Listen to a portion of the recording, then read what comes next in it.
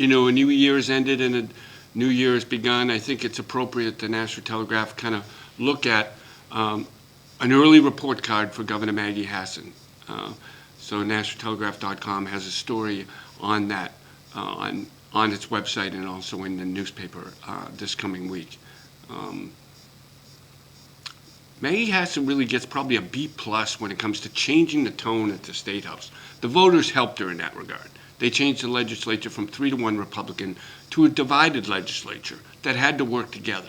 A 13-11 state Senate, a House that was led by Democrats but not dominated by Democrats. With 180 Republicans, they had a voice too, and they had to be involved. On substance, she probably gets a B. She didn't get the state budget she wanted, but she did get medical marijuana. She was able to diffuse probably one of the biggest ticking time bombs that was facing the state of New Hampshire, which was a federal lawsuit regarding spending on mental health. Thanks to the support of her Attorney General Joe Foster, they've reached a settlement on that. It's going to require investments of $30 million over the next 4 years. That money's got to be found, but that's a victory for her. But overall, I think it's incomplete. It's sort of like what you say to your freshman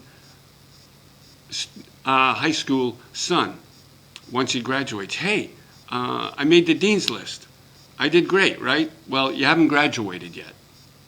And Maggie Hassan hasn't graduated and gets an incomplete. Why? Because on some of the seminal issues facing New Hampshire,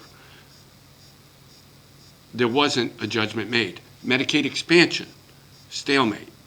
Senate says no, House says yes. Casino gambling, that she wanted badly to finance her budget. Stalemate. House says no, Senate says yes. Candidate Maggie Hassan talked about more spending on infrastructure. Gas tax, House says no, House says yes, Senate says no.